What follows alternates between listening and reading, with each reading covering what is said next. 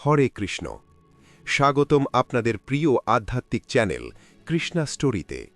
এখানে আমরা শোনাই ভগবান শ্রীকৃষ্ণের অলৌকিক লীলা, গীতার গভীর শিক্ষা আর জীবনের পথ দেখানো সত্য গল্প। ভিডিওটি শেষ পর্যন্ত দেখুন, কারণ আজকের এই গল্প আপনার জীবন বদলে দিতে পারে। চলুন শুরু করি আজকের পবিত্র গল্পটি। অনেক যুগ আগে, যখন পৃথিবীতে ধর্ম আর অধর্মের ভয়ঙ্কর সংঘর্ষ চলছিল, তখন এক অসাধারণ শক্তির আবির্ভাব হয়েছিল। সেই শক্তি ছিল ভক্তির প্রতীক, সাহসের প্রতীক এবং সত্যের রক্ষক। তিনি হলেন বজরংবলী। কিন্তু আজও লক্ষ লক্ষ মানুষ বিশ্বাস করেন তিনি কোথাও না কোথাও এই পৃথিবীতেই আছেন, জীবিত আছেন এবং তার ভক্তদের রক্ষা করছেন। প্রশ্ন হল, কেন এমন বিশ্বাস মানুষের মনে এত গভীরভাবে গেঁথে আছে? এই রহস্যের উত্তর লুকিয়ে আছে তার জন্ম থেকে শুরু করে তার প্রতিটি কর্মের মধ্যে। একদিন দেবলোকেও আলোড়ন সৃষ্টি হয়েছিল, কারণ পৃথিবীতে অধর্ম এত বেড়ে গিয়েছিল যে দেবতারা চিন্তিত হয়ে পড়েছিলেন। তখন দেবতারা সিদ্ধান্ত নিলেন, একজন এমন শক্তিশালী সত্তার জন্ম হওয়া দরকার, যিনি শুধু শক্তিতেই নয়, ভক্তিতেও সবার থেকে শ্রেষ্ঠ হবেন। সেই উদ্দেশ্যেই জন্ম হয়েছিল বজরংবলীর। শৈশবে তার শক্তির পরিচয় সবাই পেয়েছিল। একদিন ছোট্ট হনুমান আকাশে উদিত সূর্যকে দেখে ভাবলেন, ওটা নিশ্চয়ই একটা উজ্জ্বল ফল। শিশুসুলভ সরলতায় তিনি সেই সূর্যকে ধরতে আকাশে উড়ে গেলেন। তার সেই শক্তি দেখে দেবলোক কেঁপে উঠেছিল। দেবতারা বুঝতে পেরেছিলেন এই শিশু সাধারণ কেউ নন। পরে দেবতারা তাকে বহু আশীর্বাদ দিয়েছিলেন। তাকে অজেয় শক্তি দেওয়া হয়েছিল, তাকে অমরত্বের বর দেওয়া হয়েছিল এবং তাকে এমন ক্ষমতা দেওয়া হয়েছিল যাতে তিনি যুগের পর যুগ ভক্তদের রক্ষা করতে পারেন। এই অমরত্বের বরই হল সেই প্রথম কারণ যার জন্য মানুষ বিশ্বাস করে বজরংবলী আজও জীবিত আছেন। সময়ের সঙ্গে সঙ্গে তিনি বড় হলেন এবং তার জীবনের সবচেয়ে গুরুত্বপূর্ণ অধ্যায় শুরু হল যখন তার দেখা হয়েছিল শ্রীরামের সঙ্গে। সেই সাক্ষাৎ শুধু দুই মহাশক্তির মিলন ছিল না, সেটা ছিল ভক্তি আর ঈশ্বরের মিলন। শ্রীরামের প্রতি তার ভক্তি এত গভীর ছিল যে তিনি নিজের সমস্ত শক্তি, জীবন, এমনকি নিজের অস্তিত্ব পর্যন্ত উৎসর্গ করে দিয়েছিলেন। তিনি কখনো নিজের জন্য কিছু চাননি, তিনি শুধু একটাই কথা বলতেন, আমি শুধু রামের দাস। যখন শ্রীরাম বনবাসে ছিলেন এবং সীতামাতা রাবণের হাতে অপহৃত হন, তখন বজরংবলী সেই অসম্ভব কাজটি সম্ভব করেছিলেন যা কেউ ভাবতেও পারেনি। তিনি এক লাফে বিশাল সমুদ্র পার হয়ে লঙ্কায় পৌঁছে গিয়েছিলেন। সেখানে গিয়ে তিনি শুধু সীতামাতার খোঁজই পাননি, তিনি রাবণের রাজ্য কাঁপিয়ে দিয়েছিলেন। লঙ্কা দহ করার সেই ঘটনা শুধু শক্তির পরিচয় ছিল না, সেটা ছিল ঈশ্বরের প্রতি তার অটল বিশ্বাসের প্রমাণ। এই ঘটনাগুলোর পর থেকেই দেবতারা বুঝতে পেরেছিলেন এই শক্তি শুধু একটি যুগের জন্য নয়, সব যুগের জন্য প্রয়োজন। শ্রীরাম যখন রাবণকে পরাজিত করে অযোধ্যায় ফিরে এলেন, তখন তিনি বজরংবলীকে একটি বিশেষ বর দিয়েছিলেন। তিনি বলেছিলেন, যতদিন পৃথিবীতে আমার নাম থাকবে ততদিন তুমি এই পৃথিবীতে থাকবে। এই আশীর্বাদই হল দ্বিতীয় কারণ যার জন্য মানুষ বিশ্বাস করে বজরংবলী আজও জীবিত আছেন। এরপর শুরু হয়েছিল তার চিরঞ্জীবী হওয়ার রহস্যময় অধ্যায়। ধর্মগ্রন্থে বলা হয়েছে পৃথিবীতে কয়েকজন মহান সত্তা আছেন যারা কখনো মৃত্যুবরণ করেন না। তারা যুগের পর যুগ জীবিত থাকেন মানুষের কল্যাণের জন্য। বজরংবলীও তাদের মধ্যেই একজন। কিন্তু শুধু গ্রন্থের কথা নয়, বহু সাধুসন্ত এবং ভক্তরাও দাবি করেছেন তারা বজরংবলীর উপস্থিতি অনুভব করেছেন। অনেক সাধু বলেছেন যখন তারা গভীর ধ্যানে বসেছিলেন, তখন তারা অনুভব করেছিলেন এক অদ্ভুত শক্তি তাদের চারপাশে ঘিরে রয়েছে। সেই শক্তি তাদের রক্ষা করেছে, তাদের সাহস দিয়েছে, তাদের পথ দেখিয়েছে।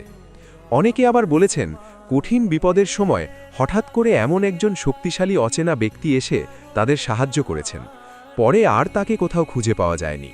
এই ঘটনাগুলোই মানুষের বিশ্বাসকে আরও শক্তিশালী করে তুলেছে। আরও একটি বড় কারণ আছে যার জন্য মানুষ বিশ্বাস করে বজরংবলী আজও জীবিত আছেন। বলা হয় যেখানে শ্রীরামের নাম নেওয়া হয় সেখানে বজরংবলী অবশ্যই উপস্থিত থাকেন। এই বিশ্বাস শুধু গল্প নয়, বহু মানুষ অনুভব করেছেন যখন তারা ভক্তিভরে রামের নাম জপ করেন, তখন তাদের মন থেকে ভয় দূর হয়ে যায় এবং তারা এক অদ্ভুত শক্তি অনুভব করেন। এই শক্তিই হল বজরংবলীর উপস্থিতির প্রমাণ বলে মনে করা হয়। এছাড়াও বলা হয় বজরংবলী কখনো নিজের ভক্তদের একা ছেড়ে দেন না। যখনই কোনো ভক্ত সত্যিকারের মন থেকে তাকে ডাকেন তখনই তিনি কোনো না কোনোভাবে সাহায্য করেন। অনেক ভক্তের জীবনে এমন ঘটনা ঘটেছে যখন তারা সম্পূর্ণ অসহায় হয়ে পড়েছিলেন, কোনো পথ খুঁজে পাচ্ছিলেন না। ঠিক সেই সময়ই তারা বজরাংবলীর নাম নিয়েছিলেন। তারপর এমন কিছু ঘটেছিল যা তারা নিজেরাও বিশ্বাস করতে পারেননি। তাদের সমস্যার সমাধান হয়ে গিয়েছিল এমনভাবে যেন কেউ অদৃশ্যভাবে তাদের সাহায্য করেছে। এই অভিজ্ঞতাগুলোই মানুষের বিশ্বাসকে আরও গভীর করে তুলেছে যে বজরাংবলী শুধু অতীতের একজন দেবতা নন, তিনি আজও জীবিত আছেন এবং তার ভক্তদের রক্ষা করছেন। এই বিশ্বাস শুধু ভারতের মধ্যেই সীমাবদ্ধ নয়, বিশ্বের বিভিন্ন জায়গায় থাকা ভক্তরাও একইভাবে অনুভব করেন বজরংবলী আজও তাদের পাশে আছেন। আর সবচেয়ে আশ্চর্যের বিষয় হল, ধর্মগ্রন্থে বলা হয়েছে কলিযুগে বজরংবলীর শক্তি সবচেয়ে বেশি কার্যকর থাকে, কারণ এই যুগে মানুষের মন সবচেয়ে দুর্বল হয়ে পড়ে, আর তখনই বজরংবলীর শক্তি মানুষের সাহস বাড়ায়। এই কারণেই অনেক সাধুসন্ত বলেন, কলিযুগে যদি কেউ সত্যিকারের মন থেকে বজরংবলীর নাম নেয় তাহলে তিনি অবশ্যই তার সাহায্য পান। এই বিশ্বাসই ধীরে ধীরে মানুষের মনে এক অটল সত্য হয়ে উঠেছে। বজরংবলী আজও জীবিত আছেন এবং তিনি আজও তার ভক্তদের রক্ষা করছেন। থেমে থাকে না। ত্রেতা যুগ শেষ হয়ে গেল, শুরু হলো দাপর যুগ। কিন্তু ভক্তদের বিশ্বাস অনুযায়ী বজরংবলীর উপস্থিতি তখনও পৃথিবীতে ছিল, কারণ তিনি শুধু একটি যুগের জন্য জন্ম নেননি, তিনি জন্ম নিয়েছিলেন যুগে যুগে ধর্মকে রক্ষা করার জন্য। দাপর যুগে একটি ঘটনা বিশেষভাবে উল্লেখ করা হয়, যা মানুষের বিশ্বাসকে আরও দৃঢ় করে তোলে যে বজরংবলী সত্যিই চিরঞ্জীব। সেই ঘটনা ঘটে যখন ভীমের সঙ্গে তার সাক্ষাৎ হয়েছিল। ভীম ছিলেন অত্যন্ত শক্তিশালী, কিন্তু তার মনে কোথাও না কোথাও নিজের শক্তির প্রতি একটু অহংকার জন্ম নিয়েছিল। একদিন তিনি বনের ভিতর দিয়ে যাচ্ছিলেন।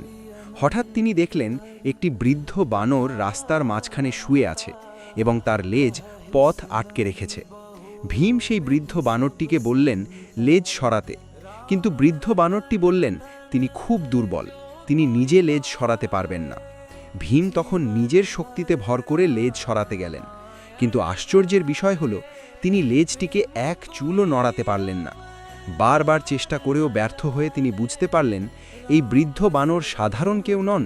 তখন তিনি বিনয়ের সঙ্গে তার আসল পরিচয় জানতে চান। তখনই সেই বৃদ্ধ বানর নিজের আসল রূপ প্রকাশ করেন। তিনি ছিলেন বজরংবলী। এই ঘটনার মাধ্যমে বোঝা যায় ত্রেতাযুগ শেষ হবার পরেও তিনি পৃথিবীতে উপস্থিত ছিলেন। এই ঘটনার পর থেকে মানুষের বিশ্বাস আরও গভীর হয়ে যায় যে বজরংবলী শুধু একটি যুগের নন, তিনি যুগে যুগে উপস্থিত থাকেন। এরপর কলিযুগের শুরু হলো। এই যুগকে বলা হয় সবচেয়ে কঠিন যুগ, কারণ এই যুগে মানুষের মন দুর্বল হয়ে পড়ে, মানুষের মধ্যে ভয় বাড়ে আর বিশ্বাস কমে যায়। ঠিক এই কারণেই বলা হয় এই যুগে বজরংবলীর উপস্থিতি সবচেয়ে বেশি অনুভূত হয়। বলা হয় আজও পৃথিবীর অনেক পবিত্র স্থানে বজরংবলীর উপস্থিতি অনুভব করা যায়। বহু সাধু সন্ত দাবি করেছেন যে তারা গভীর ধ্যানের সময় তার দর্শন পেয়েছেন। অনেকেই বলেন যখন কেউ একাগ্রচিত্তে তার নাম জপ করেন তখন তাদের চারপাশে এক অদ্ভুত শক্তির অনুভূতি হয়। সেই শক্তি তাদের ভয় দূর করে দেয়, তাদের মনকে স্থির করে দেয়। আরও একটি বিশ্বাস রয়েছে যা বহু যুগ ধরে প্রচলিত। বলা হয় যেখানে শ্রীরামের নাম উচ্চারণ করা হয় সেখানে বজরংবলী অবশ্যই উপস্থিত থাকেন। এই বিশ্বাসের পিছনে একটি গভীর কারণ রয়েছে। বজরংবলী শুধু একজন শক্তিশালী বীর নন, তিনি ছিলেন একজন আদর্শ ভক্ত। তার জীবনের একমাত্র লক্ষ্য ছিল শ্রীরামের সেবা করা। তাই বলা হয় যতদিন পৃথিবীতে শ্রীরামের নাম থাকবে ততদিন বজরংবলী পৃথিবীতে থাকবেন। অনেক ভক্ত তাদের জীবনের অভিজ্ঞতা শেয়ার করেছেন, যেখানে তারা কঠিন বিপদের সময় বজরংবলীর নাম নিয়েছিলেন এবং অল্প সময়ের মধ্যেই তাদের সমস্যার সমাধান হয়ে গিয়েছিল। কেউ দুর্ঘটনার হাত থেকে বেঁচে গেছেন, কেউ অসহায় অবস্থায় হঠাৎ সাহায্য পেয়েছেন, কেউ আবার জীবনের কঠিন সময়ে সাহস ফিরে পেয়েছেন। এই ঘটনাগুলো শুধু গল্প নয়, এগুলো মানুষের বিশ্বাসের অংশ হয়ে গেছে। আরও একটি আশ্চর্য বিশ্বাস রয়েছে যা অনেকেই জানেন না। বলা হয় বজরংবলী কখনো এমন স্থানে থাকেন না যেখানে অহংকার, মিথ্যা বা অন্যায় বেশি থাকে। তিনি থাকেন সেই হৃদয়ে যেখানে সত্যিকারের ভক্তি এবং বিশ্বাস থাকে। এই কারণেই অনেক সাধুসন্ত বলেন বজরংবলীকে খুঁজতে হলে দূরে কোথাও যাওয়ার প্রয়োজন নেই, তাকে খুঁজতে হলে নিজের হৃদয়ের ভিতরেই তাকাতে হবে। যখন একজন মানুষ সত্যিকারের ভক্তি নিয়ে তার নাম নেন তখন তিনি নিজের মধ্যেই তার উপস্থিতি অনুভব করতে পারেন। কলিযুগে মানুষের জীবনে নানা ধরনের সমস্যা আসে, কখনো ভয়, কখনো দুশ্চিন্তা, কখনো ব্যর্থতা মানুষকে দুর্বল করে দেয়। ঠিক এই সময়েই বজরংবলীর নাম মানুষকে শক্তি দেয়।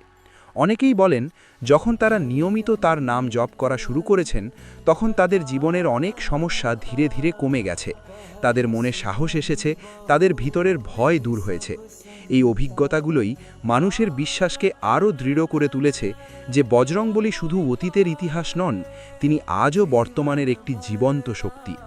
আরও একটি গুরুত্বপূর্ণ বিষয় হল, ধর্মগ্রন্থে বলা হয়েছে পৃথিবীতে ৮ জন চিরঞ্জীব আছেন যারা যুগের পর যুগ জীবিত থাকেন মানুষের কল্যাণের জন্য। বজরংবলীও তাদের মধ্যে একজন। এই কারণেই বলা হয় তিনি শুধু ইতিহাসের চরিত্র নন, তিনি আজও এই পৃথিবীতে কোথাও না কোথাও আছেন। কিন্তু তার উপস্থিতি সাধারণ চোখে দেখা যায় না, তাকে অনুভব করা যায় বিশ্বাসের মাধ্যমে, ভক্তির মাধ্যমে। যখন একজন মানুষ সত্যিকারের বিশ্বাস নিয়ে তাকে ডাকেন, তখন তিনি কোনো না কোনোভাবে সেই মানুষের পাশে দাঁড়ান। এই কারণেই যুগের পর যুগ ধরে মানুষ একই কথা বলে আসছে, বজরংবলী শুধু একজন দেবতা নন, তিনি একজন জীবন্ত শক্তি, যিনি আজও তার ভক্তদের রক্ষা করছেন, তাদের পথ দেখাচ্ছেন, তাদের সাহস দিচ্ছেন। এই বিশ্বাসী মানুষের হৃদয়ে এক অটল সত্য হয়ে আছে। বজরংবলী আজও জীবিত আছেন, এবং যতদিন পৃথিবীতে ভক্তি থাকবে, ততদিন তিনি এই পৃথিবীতে তার ভক্তদের সঙ্গে থাকবেন। ভিডিওটি যদি আপনাদের ভালো লেগে থাকে তাহলে অবশ্যই লাইক, শেয়ার এবং চ্যানেলটি সাবস্ক্রাইব করতে ভুলবেন না। কৃষ্ণা স্টোরি চ্যানেলের সাথে থাকুন ভগবান শ্রীকৃষ্ণের আরও অনুপ্রেরণামূলক গল্প ও গীতার শিক্ষা পাওয়ার জন্য। সবাই ভালো থাকুন। হরে কৃষ্ণ।